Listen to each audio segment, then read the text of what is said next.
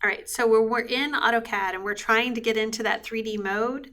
There's a few little steps that we have to take in order to get into where AutoCAD is going to prompt us for 3D stuff, where it looks the way that we need it to look. The first thing that we need to do is we need to change our workspace. And there's a couple of ways that you can change your workspace. If you look up here in this little quick access bar, I'm going to pull this down. And you can see I'm in drafting and annotation. I also have one called 3D Basics. I have one called 3D Modeling. If you don't see this pull down, it's because I have it checked right here. So you can click on the very last little arrow and you can check Workspace so that you see that pull down. I like to have it up there just because I like to, at a glance, look up and see what workspace I'm in. If you don't have it, it's just gone. You don't have it up there. There's other places that you can get to it. Anywhere you see that little gear. So here's another workspace. And you can see here drafting annotation, 3D basics, 3D modeling. Same thing, it's just in a different place. The reason I like it up top is because that when you have to click on the gear to see all of those, up top it just tells you the whole time what workspace you're in. So drafting annotation is what you've been using all through your 1405 class, all through 2D drawing that you've done. There are two that we're going to kind of explore. This one's called 3D Basics. 3D Basics is really nice looking because it's all of the icons are really big. It's kind of not cluttered. I love the idea of 3D Basics, but I find as I'm doing 3D, there's just commands that I can't find that I really want to use. I think 3D Basics is a good way to get started, maybe to begin with, but I just don't have the stuff that I need to be able to draw. 3D modeling.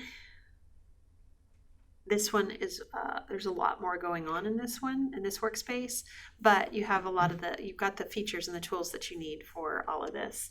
So you'll notice once I've set it to 3D modeling, remember these guys right here are called panels. And so my home ribbon, that home tab, has brand new panels here. So I've got a panel for modeling. This is the main one that we're going to use to convert objects into 3D. I've got one for mesh. We're not going to use mesh stuff at all in this class. I've got one for solids editing. Y'all are going to use this one. These are the two main ones that you guys are going to use, solids editing and modeling. The same draw toolbar that you're used to seeing, the same modify toolbar that you're used to, or not toolbar, palette that you're used to seeing, except for modeling has a couple of extra ones up here, 3D rotate instead of just rotate, and we're going to talk about the difference between those. Section plane, we're not really going to use that in this class. Coordinates, remember we've used coordinates before, but that was on our view toolbar, so it has coordinates right here. We've got view. We've seen view before, but that again was on our view toolbar, so we pulled it up there. Not toolbar, ribbon. Why do I keep saying toolbar? And then selection, we're not really going to use this too much. And layers, we're used to seeing groups. And the view, we're actually going to be doing this at the very end. Probably next Monday, I'll show you guys something with this. It's pretty cool. All right, so let's get started. We're actually going to put ourselves into that 3D mode to begin with. So I've already set myself up to be in 3D modeling. The next thing that I want to do is put myself into a 3D view, because right now I'm going to show you all how to draw a box in a little while, but I just drew a 3D solid box. Does it look 3D solid to you? It looks like I just did a rectangle command, right? But if I had done a rectangle, get a rectangle about the same size. So here I just did a rectangle. These look identical right now. But this one is actually a solid 3D object. This one is just flat, like I drew it on a sheet of paper. I can't tell that right now, though, until I change my views. I'm going to pull this down where it says unsaved view. So remember, these are named views, just like you've made, several times in different chapters that we've done. We made our own to add to this list, but we're going to choose from the ones that AutoCAD gives us. I'm going to choose Southeast Isometric, and look what happens. Now that I'm in Southeast Isometric view, I can see that totally looks like a 3D box. And this is just a flat little rectangle. So another thing that I can do is adjust what my visual style looks like. And so right now it's defaulting to 2D wireframe. That is what AutoCAD defaults to when we're in 2D. If I were to create, I'm going to create a couple of layers here.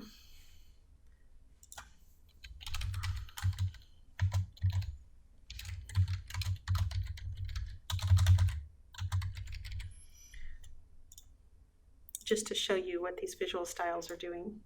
So I'll do red, blue, green. I'm going to copy this box a few times, and I'm going to put them on different colors. So this one I'm going to put onto my blue layer. This one I'll put onto my green layer. This one I'll put onto my red layer. I just want to do that because if it's all white, you don't really see, you can't see as well what these different visual styles are going to do. So I'm in 2D wireframe right now. Look at this UCS. So what we're actually doing is, in 2D world, we're just working with the X and the Y coordinate, right? Anytime we were given a dimension, we were doing relative coordinates and absolute coordinates and polar coordinates. We were all dealing with this flat 2D world. Once we enter 3D space, what we're doing is we're adding a depth along that Z-axis. So we never really saw the Z-axis before. That's my X, that's my Y. You didn't see the Z-axis before, but it was there. It was coming out towards you, but like you can see with that rectangle that I just drew, it's flat. There's nothing going on that Z-axis. So now that we are introducing that third axis, that's what makes us have something that's actually in 3D. And that's the difference between, I'm not going to back it up and do this, but you remember when in 1405 when you were doing your isometric drawings, it looked like it was 3D. A lot of people would look at that and say, oh, well, this looks like it's a 3D drawing. That's terrible, but anyway, it looks like it's 3D, but it wasn't. It was flat. There was nothing along the Z-axis to actually give it that third dimension. So I want you to see that UCS. I also want you to take a look at my crosshair. Do you see how my crosshair changed? It's really colorful now, and I can see that Z-axis. So I'm in 2D wireframe. I'm going to put it into conceptual. What conceptual does is it takes warm and cool shades of a color. It's easy on the eyes. Conceptual is my favorite one to draw in, as long as I'm drawing pretty simple stuff. It's easy on the eyes. This guy right here, remember what was red? It's not red anymore, right? That's not the shade, that's not the color red. It kind of made that red change into kind of a, what would you call that? Like a salmon, salmon and kind of a lilac or whatever. So my red changed here. This still looks green, but you can see it's got just kind of warm and cool shades of that green. This still looks like blue, but you can see it's got different colors in that blue. The reason I did those colors is because that white just starts looking boxy, just like gray, just like a gray color. So that's conceptual. Hidden makes them look like solid boxes. It hides those back lines, so it really makes it look like it's a hidden or a solid box, but I'm only dealing with the lines. I can still snap to midpoint, let's say. I can still snap to the midpoint of some back line back there, but it's still there. It's still a feature I can snap to, but I just can't see it right now. So that's hidden. I've got realistic. Realistic is very bright and makes your colors look very bright. Realistic is good for, I would hate to draw like this, like that is just too primary, like the colors are hard to look at. Realistic is great for once you've applied materials. So you can see the wood grain, or you can see the metal, or you can see glass, or like whatever material it is that you applied, it's good for that. Shaded. Shaded, it does not look different here. But if I had materials, you would see the difference. Realistic would make it look like a material. Shaded would make it look like this, regardless of the material. Shaded with edges. So watch the edge. Watch these little corners. Pick a box and just stare at it and watch what happens. Do you see how the corners just kind of popped? The edges pop now. So that helps when it gets to be a really busy thing. If you're using the shaded option, you can at least see the edges really clearly. We've got shades of gray. I don't know why you would do that. It makes everything all one color. I don't even know why it calls it shades of gray, because it is all just gray. Are there more than, well, I don't know. The top of it might be a lighter gray, I guess. Sketchy. That's pretty cool. It makes it look like a hand sketch. So that's something that you can do. A lot of times what people end up doing is, you know, if you've got a cover page on a presentation that you want to do and you want to make it look like a hand drawing, a hand rendering, a lot of times what people will do is you've already got it drawn in 3D maybe in AutoCAD. You can just set a visual style, make it look sketchy, and then you can use that sketch and go color it in, whether if you're using map pencils or a program that colors it in. But it'll make it look like it's a hand sketch. Kind of artsy looking, but it's accurate. It really is like true dimensions, true size. You've already got it drawn in 3D. So that's what Sketchy does. Wireframe makes it look like a wireframe. It's really not much different than 2D wireframe. If you notice my X, Y, and Z, my UCS down there, that does change when I'm in that 3D wireframe mode. Versus the 2D wireframe mode.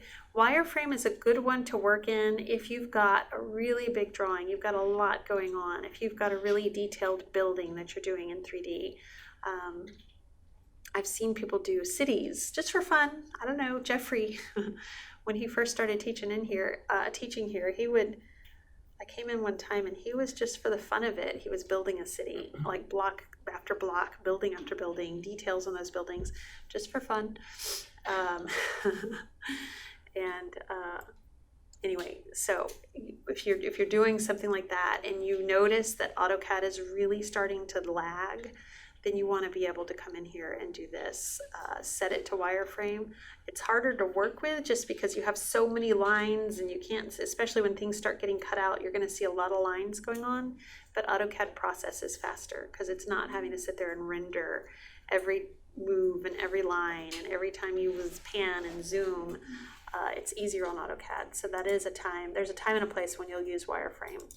X-ray is pretty cool. You can barely see it now, but if I were to move this box back here to the midpoint, do you see how you can see through that box? So X-ray is just making it so you can kind of see through them. But you can see the little squares, so that's kind of good for what we need here. Yeah, so that's the X-ray is a pretty cool thing. One thing though, they added this X-ray, I want to say in 2016, as like one of the preset visual styles. What I used to do, and I still prefer this, and maybe it's because I'm used to it, I used to come in here and set it to conceptual, which we know is my favorite. And then I think it was under view. No, where did it go? Visualize. Yep, under visualize. You can put an X-ray effect on something. And I like this easier because when you put it on the other way, the default X-ray, it goes to realistic X-ray. And it makes those colors the really bright ones. I like it to be conceptual and then I force it to be X-ray. So that's totally up to you. It's your call, however you want to do that. The grid is a nice thing to have when you're doing 3D because it kind of, see how it just goes on forever and ever and ever? If you go into the settings, you see that option, adaptive grid. What adaptive grid means is when I zoom in and out, my squares are going to change. If my squares get too tiny to see, they're going to adjust themselves and become bigger. And then you zoom out more and they'll adjust themselves again. That being said, do not ever, ever, ever use those grids to count out your pieces. You're looking at a grid in your sketch, and I get that you're like, oh, that says 3. I'm going to count over 3 boxes this way. It will totally mess you up. So do not do that. Type in 3. If you count 3 in that picture, type in 3, and you know that you just did it at units of 3. And I'll show you what I mean in a minute. But this is also checked. This grid, display grid beyond limits. So when I say okay here, that's what makes this floor level just go on forever and ever and ever. But look what happens. So let's look at this. Look, here's 5. And if we looked at those settings, we had an option in here that said major line every 5. So you notice that major line? When I start zooming out, watch this. If I were to draw a box, let's just go ahead and make a box. And now we're gonna make it 5 by 5 by 5. So that box fits in there perfectly, but look what's already happened. I made it 5 by 5. As I zoom out, oh, it just changed. As I zoom out again, oh, it just changed. So that's what an adaptive grid is. It's like, oh, those squares got so tiny you can't even see it. So I'm going to redo it and give you new squares. That's the reason you don't ever want to count those squares, because of that adaptive grid. Just don't. It's just think of that, the grid, as being your base or your floor level. Don't think of it as like graph paper that you can actually count out those squares. Matthew, did you have a question? If just the regular squares that we have that are regular rate, we use the small mini squares, right? You're not going to use any. Are you talking about on the sketch or here? On for 3D modeling for the For the model, I just said don't use those squares to count anything out. Use the small ones, right? Don't use any of the squares. Count the squares in that picture that you have, your sketch, and then use that sketch to draw your measurements, but you'll type in your measurements. So instead of counting over 5 squares, you're going to type in the number 5. So do not use that grid. It'll mess you up, and you'll end up, and it's a bummer, and it happens every semester. Some people try to use that grid, and then they end up like having to go back and redraw that part because it just didn't come out right. Something came out wonky. So you don't want to have to redo your work. That's very frustrating. All right, do you guys have any other questions about just getting it laid out, set up? Okay.